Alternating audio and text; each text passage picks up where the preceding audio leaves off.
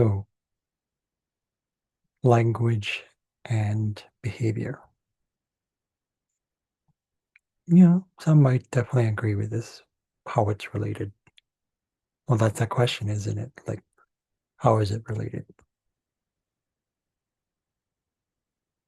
I don't know the answer to that question, but I do know that I follow my instincts, my intuition, and what's inside.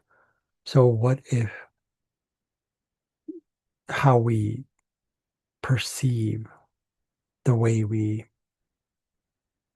I wouldn't say necessarily communication anymore. It's more like I jumped there for a second. How we perceive things, meaning how information is transmitted from what we get to how we analyze it and interpret it and how we regurgitate it back or we express it or we relay it, right? What if it all stems down it all stems from how we were brought up? In the previous video I was talking about how that, when it comes to communication, how we see things. But right now, what I'm going to kind of extend on that and ask the question and pose a question like, how is behavior? Like, for example, like what goes on in the world? I mean, there are some of us who would choose not to watch the news. There are some of us who would choose to watch the news. Some of us who kind of glance at it. Or that whole thing is not really about that. It's more about why we're doing it. Why? Like for me, I don't watch it because I know that there's potential for it to be, it's very apathetic information. And as many of us are realizing, we're becoming more aware, and that includes being more sensitive to information.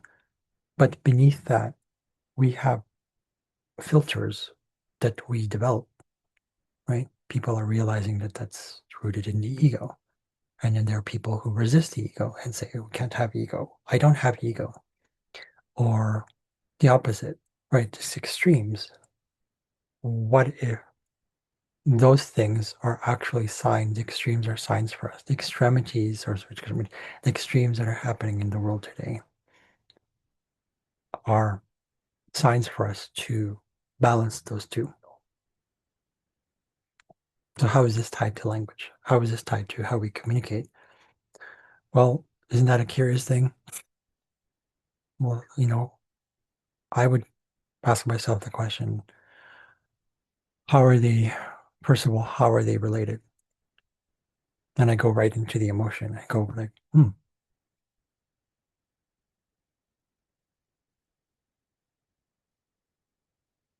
like how I interpret things, how I see things right now is exactly how I'm going to, it's rooted in where I came from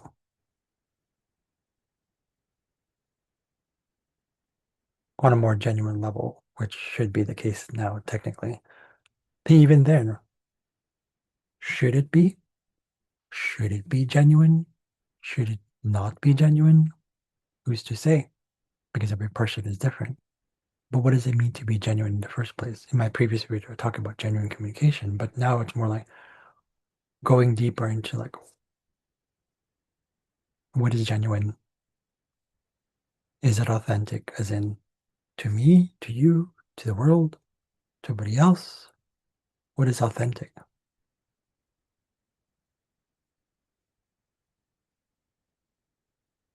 For me, I believe that it stems from being present because we're not judging what's happening. So, same thing that goes with when it comes to language, not just how we speak, but also languages. I believe that I don't like being, pardon me, that's part of language too, is I don't believe in being filtered,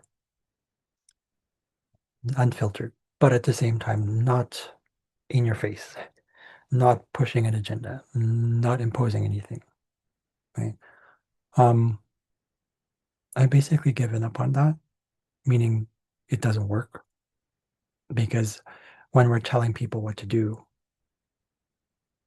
they're not really going to listen because it comes off as telling what to do, right? It comes off as this is my thing, not your thing. Why am I pushing that? Even if you resonate with it when I'm pushing it or when I'm giving the advice, when I'm telling you something, like what doesn't click? Well, because you're not experiencing it. So if I'm not experiencing it, what someone else says, it's not going to really stick because it's just information. And that's kind of related to how when we say things, the news, for example, or information we get, if it comes out empty and there's no intimacy behind it, there's no empathy, there's no compassion, even on negative ways, there's no emotion, there's no energy. Most likely we remember those things, right? In the previous video, I said that when it comes to how when things we talk about, or people will remember not what we say, what another person says, but how and why a person says it, or like more like how, right? Body language, facial expression. So when it comes to how is language and behavior related, it's related. But what is behavior, right? Behavior is automatic. Behavior stems from unconscious, usually, but that means conditioned. So it goes back to childhood. It goes back to our upbringing.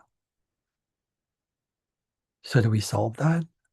What if, what if, what if we don't need to solve it, but rather just accept it and say, what can we learn from the past? What can we learn from past experiences? That in turn will make us go into, I know this sounds a lot like philosophy, but there's a reason behind it too.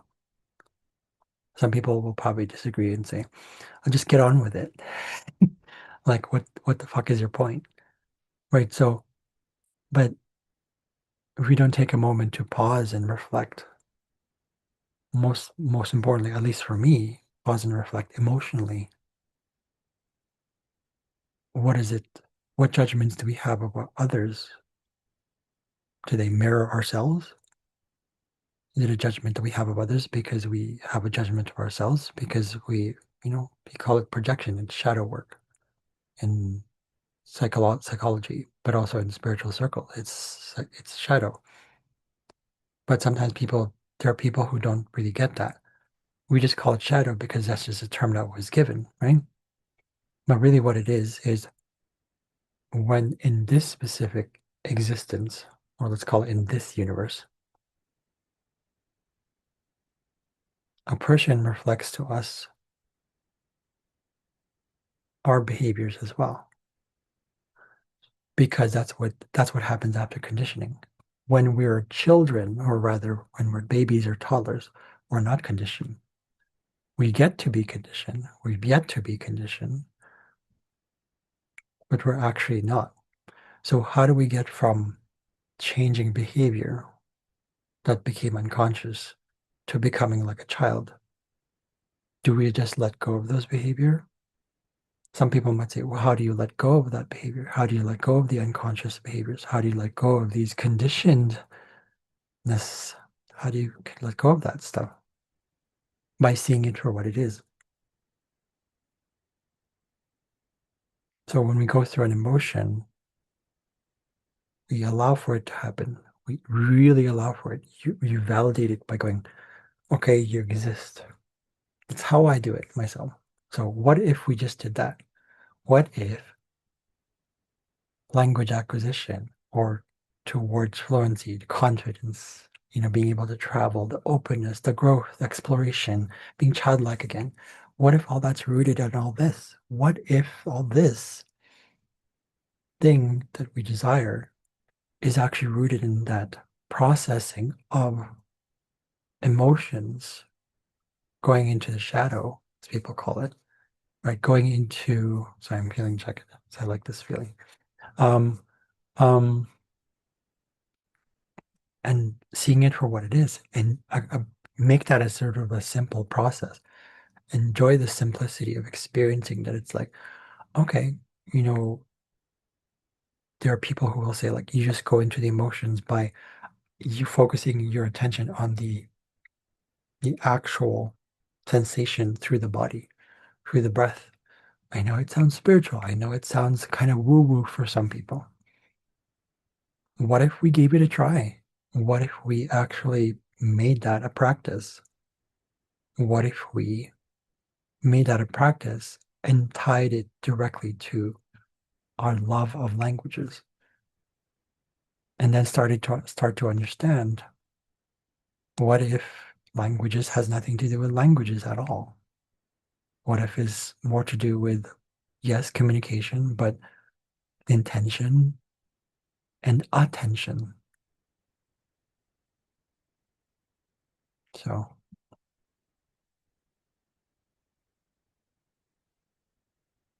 food for the energy. I was going to say food for thought, but right. So what if we can go beyond that, but it's not really beyond, but really all that stuff that I just said. Right? So where we place our intention and attention. So someone said that already, but yeah. So see you guys later. Thank you very much for watching. Bye.